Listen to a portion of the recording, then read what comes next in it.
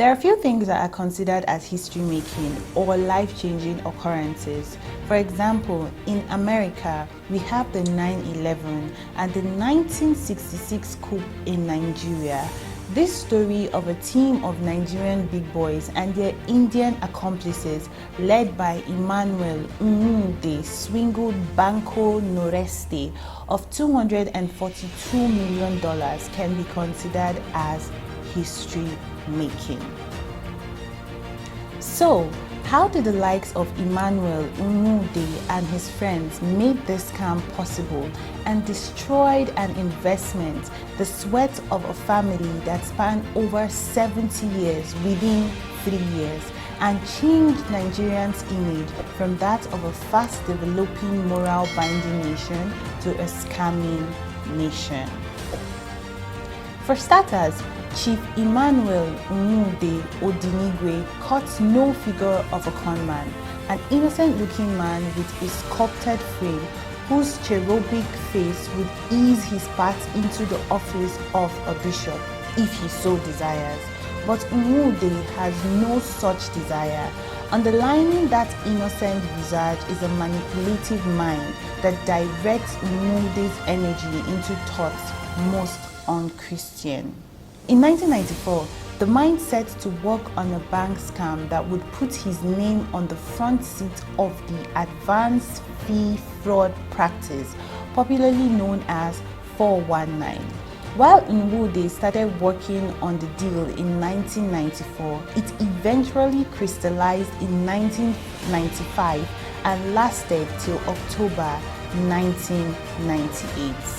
According to the information at Lead Quake's disposal, it is said that Banco Noreste, a bank in Brazil, had been in existence for over 70 years, but the duo of Nwude and Anajemba, with the help of the gullible and greedy Nelson Sagakuchi, a top official of Banco Noreste, bank in charge of all its international operations, helped in getting the sum of $242 million out of the bank in 3 years.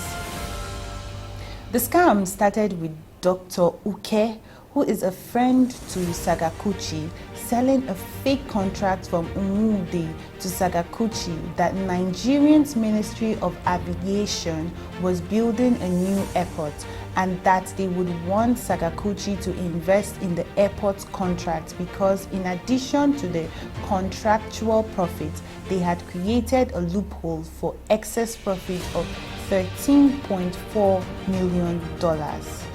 To give the deal the organized and official backing it required to convince Sagakuchi, Nwude and his men invited Sagakuchi to Nigeria to meet with top government officials that would ensure the deal scales through.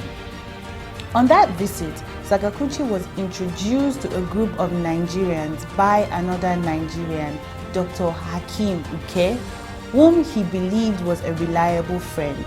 Uke introduced Sagakuchi to the Deputy Governor of CBN in charge of Foreign Affairs, Alhaji Mahe Rashid, and the CBN Governor, Chief Paul Oguma. Unfortunately for Sagakuchi, those officials that were introduced to him were not the real CBN officials. While Anajemba posed as Rashid, Chief Nwude posed as the CBN governor. During this visit, they made Sagakuchi to believe that for him to benefit from the contract, he would need to facilitate the contract execution by contributing financially. Sagakuchi allowed the bait and began pumping in Noreste's money without approval from his superior officers into accounts designated by Nwude and his men.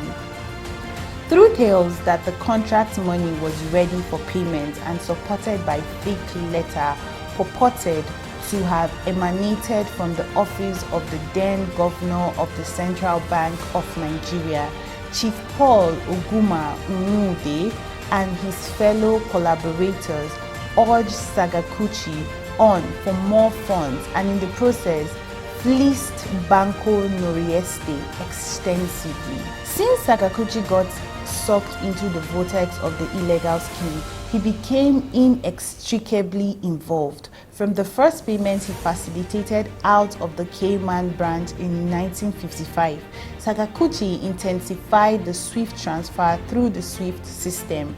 None of the payments transfers reflected any proper or actual transaction. They were not authorized by the relevant officers of the bank, nor were they made with the authority or knowledge of the officers of the bank other than Sakaguchi. By the time the bank officials could discover, they sued Nwude and his men in British courts, and the uproar generated by this case contributed to Nigeria becoming known globally as a scamming nation, being that official insignias of the country were used in this scam. Did you learn anything from this story? Let us know in the comments section.